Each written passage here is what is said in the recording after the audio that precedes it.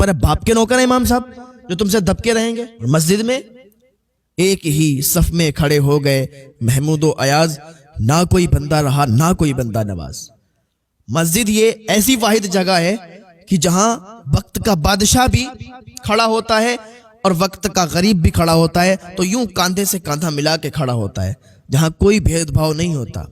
हाँ, और इमाम के पीछे ही खड़ा होगा, वक्त का बादशाह हो या कोई वजीर हो, कोई भी हो, इमाम के पीछे ही खड़ा होगा। इमाम चाहे बिल्कुल गरीब हो, कितना भी ज्यादा गरीब हो, लेकिन इमाम की ये शान है कि इमाम के आगे कोई नहीं खड़ा हो सकता, और जो इमाम के आगे गया तो उसका मामला खत्म हो गया। हाँ, इमाम की कभी तौहीन भी मत करना, इमाम की कभी बुराई मत करना अपने पीछे। आज कल तो लोग पता नहीं कैसे जहन रखते हैं, इमाम साहब के सामने तो इमाम साहब की तारीफ कर रहे हैं भाई, इमाम साहब जैसे ही चले गए तो उनके पीछे फिर बुराइयां शुरू हो गई। हम इमाम साहब ऐसे हैं, इमाम साहब वैसे हैं, इमाम साहब के अंदर ये गलती है, इमाम साहब के अंदर वो गलती है। इमाम साहब की अगर गलती निकाल रहे हो, इमाम साहब के सामने तारीफ कर रहे हो, पीछे गलती निकाल रहे हो, तो तुम्हारी नमाज भी तो नहीं होगी उनके पीछे, और तुम्हें तो गलत लग रहे हैं इमाम साहब, समझ रहे हो। तो ये बहुत अलग जहन लोगों के बने हुए हैं। हाँ, तो मैं कह रहा था ना, इमाम के आगे जो गया तो फिर ख़त्म हो गया। इमाम साहब की तौहीन नहीं करना। अगर आपको कोई बात अच्छी नहीं लग रही है तो इमाम साहब के पास जाके उनके मुंह पे बोल दो, इमाम साहब की ये बात अच्छी नहीं लगी, ये बात आपकी अच्छी नहीं लग रही है, या ये गलती है आपकी। तो इमाम साहब अगर उनकी गलती होगी तो अपनी गलती को सुलझा लेंगे।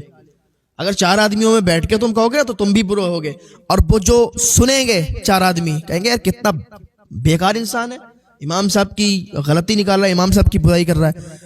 तो इमाम साहब की बुराई करने से आपको कोई फायदा तो नहीं होगा, लोग आपको गलत समझेंगे, लोग आपको जलील समझेंगे। दो कौड़ी का इंसान है यार, इमाम साहब की बुराई कर रहा है। तो जो इमाम गलत है, कोई गलत काम करा तो उनके मुंह पे जाके कह दो, अकेले में जाके उन्हें समझा दो, उनको बता दो, तो वो अगर वो वैसे हैं, अगर उनकी गलती है तो वो मानेंगे कि हाँ भाई मेरी गलती है, और आपकी भी इज्जत होगी, आपने अच्छा किया कि आपने आके बता दिया। बहुत से लोग क्या होते हैं कि अगर इमाम साहब की गलती हुई तो फिर चार आदमियों में बैठ के यार इमाम साहब तो ऐसे कर रहे हैं, इमाम साहब तो ऐसे कर रहे हैं, इमाम साहब की तो ये गलती है यार, इमाम साहब यार ऐसा करेंगे। हाँ यार क्या तुमने लगा रखा है। दूसरी चीज अवाम में ये बहुत गलत है, ये इमाम साहब को नीचा देखना पसंद करते हैं। इमाम साहब के पास अगर आईफोन आ गया, इमाम साहब के पास अगर अल्ट्रा आ गया, तो फिर चार आदमियों में जाके बोलो अमा इमाम साहब अल्ट्रा ले आए, इमाम साहब वो आईफोन ले आए, साहब इमाम साहब कार ले आए, और चार आदमियों में बात कर रहा है जलील इंसान। इमाम साहब को नीचा देखना पसंद करते हो। दुनिया चाहती है कि हमारा इमाम जो है वो सबसे अलग हो, वो सबसे बेहतर हो। लोगों को ये बात हजम नहीं होती कि यार इमाम साहब इतने अमीर कैसे हैं, इमाम साहब के पास आईफोन कैसे, इमाम साहब के पास चार पहियों की कार कैसे। ये सोच पता है किसकी होती है? जो दो कौड़ी के इंसान होते हैं, जो जलील होते हैं, उन लोगों की ये सोच हुआ करती है। खुदारा कभी इमाम के ताल्लुक से अपना जहन गलत मत करना। अगर इमाम तुम्हारा अमीर है तो चार आदमियों में बैठ के बात करना, उनकी तारीफ करना, ना कि उनकी बुराई। कहना भाई हमारे इमाम साहब तो बड़ा अमीर है, हमारे इमाम साहब तो बड़े अच्छे हैं भाई, उनके पास तो वो फुला भी चीज़ है, फुला चीज़ भी है, हमारे इमाम साहब को कोई कमी नहीं है। और बहुत से लोग सोचते हैं यार इमाम साहब अगर गरीब होंगे तभी बेहतर है, इमाम साहब को दबा के रखेंगे। तुम्हारे बाप के नौकर है इमाम साहब जो तुमसे दबके रहेंगे। अब तुम्हारी औकात क्या है, तुम्हारी विसात और हैसियत क्या है कि तुम इमाम साहब से ऊंची जबान में बात करो। उनका रुतबा ही अलग है भाई, उनका मर्तबा ही अलग है। कोई इमाम से ऊंची जबान में बात नहीं कर सकता, और जो ऊंची जबान में इमाम से बात करता है तो वो दो कौड़ी का जलील इंसान होता है, समझ रहे हैं। तो कभी भी अपनी जबान को नापाक मत करना, कभी भी अपनी जबान को इमाम के ताल्लुक से गंदा इस्तेमाल मत करना। जब भी बोलना तो इमाम साहब की तारीफ में बोलना। अगर इमाम साहब गलत हैं, अगर इमाम साहब सही नहीं है, तो इमाम साहब के मुंह पे जाके उनके सामने कहना कि आपकी ये बात अच्छी नहीं लगी इमाम साहब, आपकी ये बात गलत है।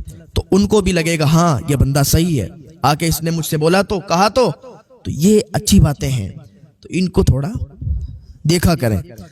तो बस ये है कि नेक अमल करते रहें।